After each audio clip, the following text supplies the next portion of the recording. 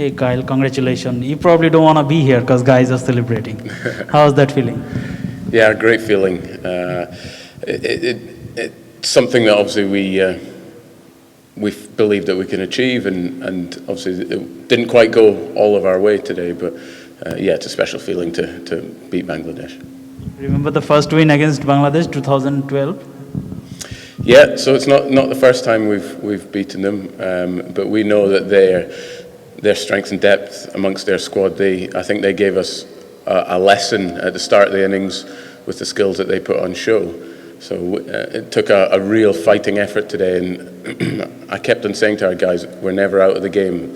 You know, always believe that we're still in there, we've got a chance. So we were taught a bit of a lesson. We'll go away and learn about some of that, and we'll talk about the conditions again, make sure we're all switched on, and we'll be looking for a more wholesome performance next time. Looks like you guys planned everything all right, because in terms of bowling performance, in terms of spinners and the fast bowlers, they all had a specific plan for the specific batsman. Can you explain us what was the plan behind against Mushfiqur Rahim and Saqib Al Hasan, two vastly experienced players?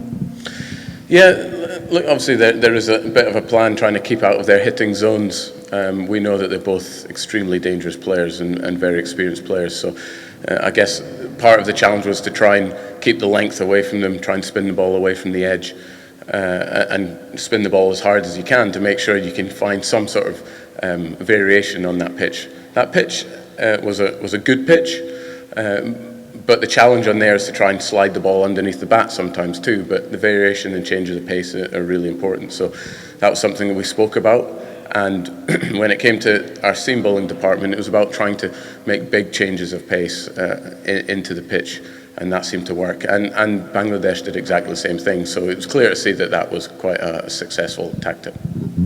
Did you try to attack play with the big boundary over there? It's like you guys are bowling into the pitch more often than that, so that you can challenge their strength. Yeah, I think we were pretty much in the middle of the ground, as far as I'm aware.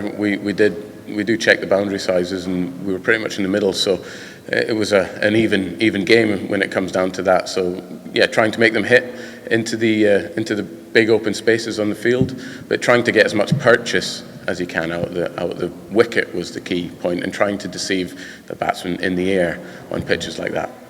How is in general for the Scotland cricket? How do you see that win? Sorry, say that again. How do you see that win in general going forward for Scotland cricket? Yeah, obviously it's a huge win for us.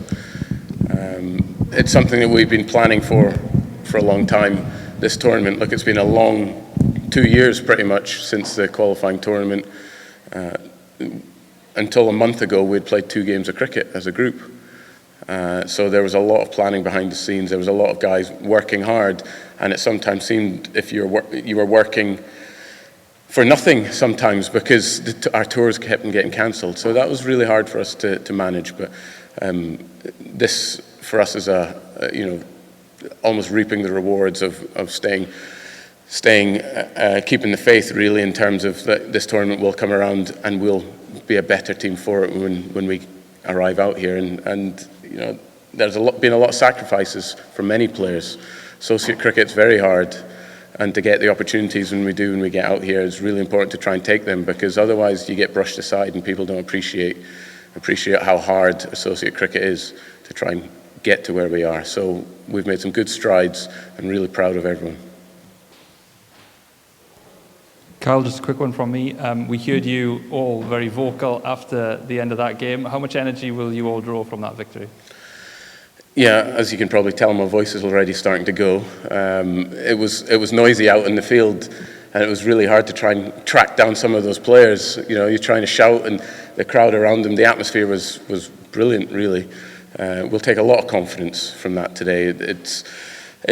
You know, going in against any side like Bangladesh are an extremely good side, a lot of skills throughout, and going against them and ultimately coming out winners was really important. But we know that we have to play really well to win any game of T20 cricket, and we think there's still some left in the tank for us, some room to improve, and we're going to come up against 2 good sides still in this tournament. So you know, we won't look too far ahead. as the coach came to me and said he'll be the fun police tonight and make sure the guys are well and truly ready and prepared for the next game. Great. I just want to see if there's any more questions from in the room.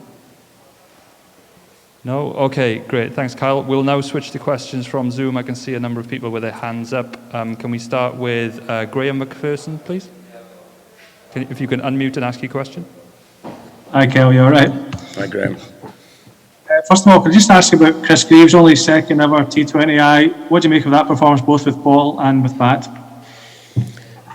Well, it was an incredible day for him. It certainly wasn't a surprise for us. We knew he had the ability to do that. He has shown some exciting skills in this tour so far, and put in some match-winning match-winning performances already. And it was so nice to see him with the belief that he had when he went out there and took on the Bangladesh bowlers. He had to chance his arm at times, but they're all shots that we believe that he's capable of playing. So, really proud of Grievo. He's sacrificed a lot. He was driving and delivering parcels for Amazon not long ago, and now he's out here getting man of the match for playing against Bangladesh. I'm sure I'm not sure he'll appreciate me saying that, but there's a lot of sacrifices from him. So we're all extremely proud of him. Okay, thank you, Graham.